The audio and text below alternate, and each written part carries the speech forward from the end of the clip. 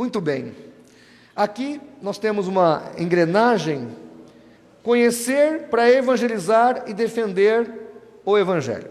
É a síntese do que eu vou falar.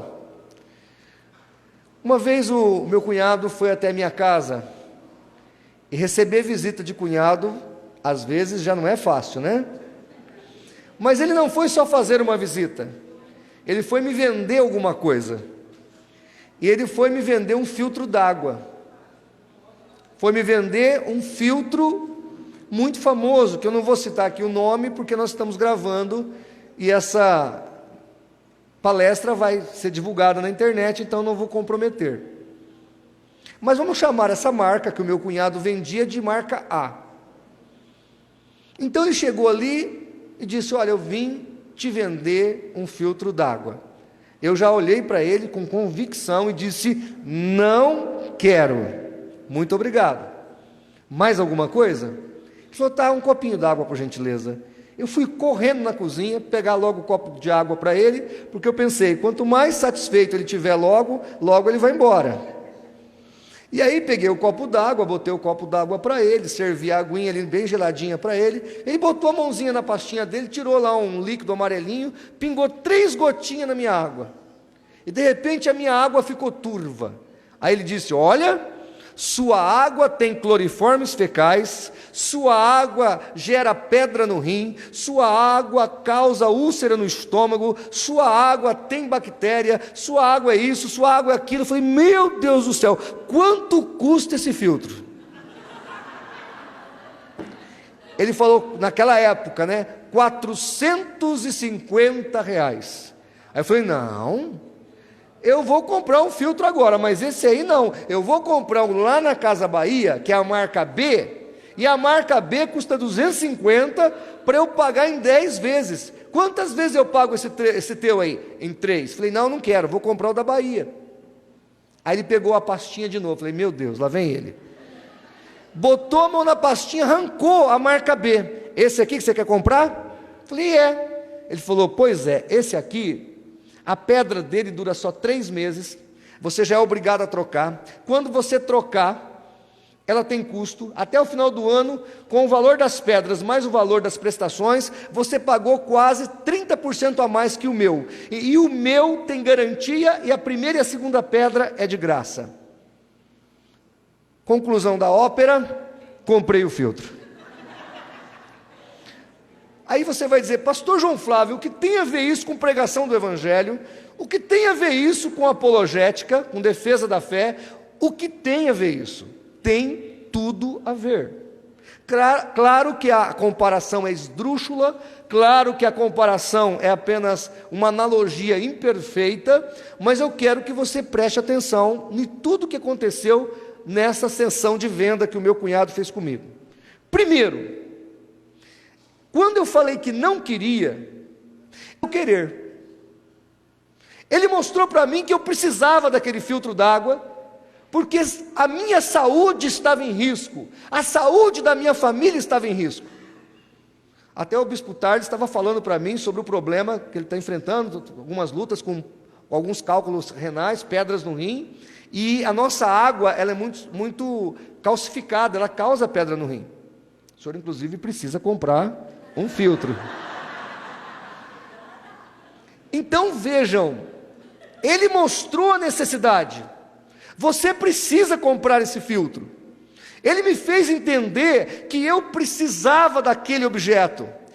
E assim nós precisamos explicar para as pessoas que elas precisam de Jesus, o único caminho, a única solução, o único salvador das nossas almas, e o quanto a nossa alma é pecadora, flagelada, necessitada de salvação.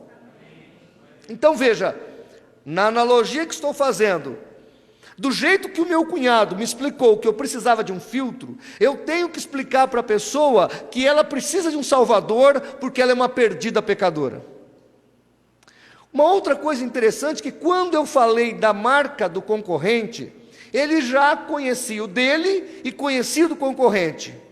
E ele então tira o do concorrente da pasta, faz uma analogia e mostra: o do concorrente não é tão bom quanto o meu é muito melhor. Ou seja, todas as religiões, no Brasil principalmente, de certa maneira, creem em Jesus. Tem Jesus na Umbanda, na Quimbanda, no Candomblé, no catolicismo, no jeovismo, no adventismo, no espiritismo, no islamismo. E a grande questão é: qual é a diferença do meu Jesus? Se você falar para o católico, você tem que aceitar Jesus, ele vai dizer assim: nossa senhora, eu adoro Jesus. Não é verdade? Ele vai dizer que acredita em Jesus. O espírita vai dizer que acredita em Jesus. A testemunha de Jeová, o adventista, o mórmon, etc. A grande questão é: qual é a diferença desse Jesus? Como é o Jesus da Bíblia? Como é o Jesus da seita?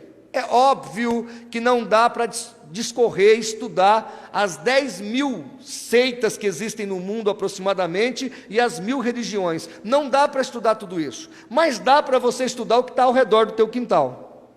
Dá para você saber quem é que bate na tua porta, quem é que está ao teu lado direito, do teu lado esquerdo, na tua frente.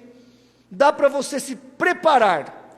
E aí, do mesmo jeito que o meu cunhado trabalhou e me fez entender que eu tinha que comprar o filtro dele, você tem que estar preparado para compartilhar sobre Jesus, mostrar a necessidade que as pessoas precisam de Cristo, e de que o nosso Cristo é o bíblico, e porque ele deve ser aceito, e os outros Cristos rejeitados, para que o Evangelho seja pregado adequadamente. E aqui você já percebeu do para quê aprender sobre seitas. Justamente para compartilhar Jesus adequadamente. Eu me lembro que quando eu estava na escola, e isso já faz algum tempo, tinha aquela equação do segundo grau.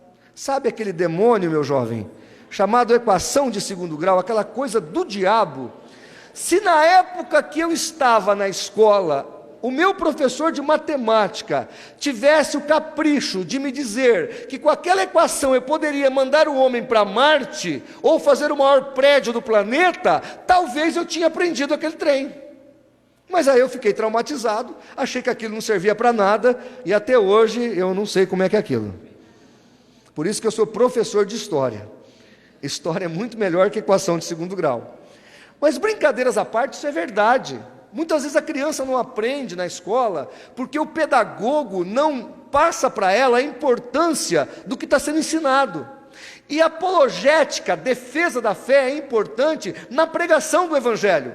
Eu me tornei um apologista, e na minha época não existia nem os institutos de pesquisa, foi na década de 80, final da década de 80, muitos de vocês não eram nascidos. Meu Deus, como eu estou velho. Mas aí, na década de 80, não tinha Bíblia apologética, não tinha dicionário, ainda mais no interior de São Paulo, não tinha nem dicionário bíblico.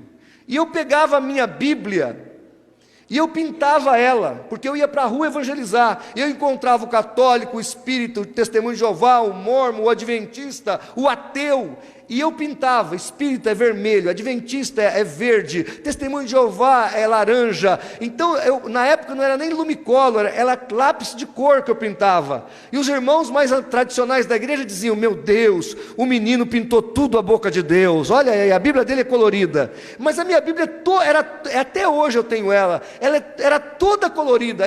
Testemunho de Jeová queria debater comigo, eu já folhava, eu já via que era laranjado, eu já pegava a resposta e dava para ele. Quer dizer, eu criei já um sistema apologético para defender, mas eu não sabia o que era ser apologista. Hoje a gente ouve muito disso. Eu não sabia o que era defesa, eu era apenas um novo convertido na rua pregando o Evangelho, porque na verdade eu sou um evangelista, e na rua eu encontrei a necessidade de defender a fé que uma vez foi dada aos santos, porque eu me tornei um evangelista. A igreja não sente essa necessidade, porque a igreja não prega o Evangelho. Se a igreja pregasse o Evangelho, ela sentiria a necessidade de conhecer para poder adequadamente proclamar o Evangelho. Amém? Deu para entender o para quê e por quê?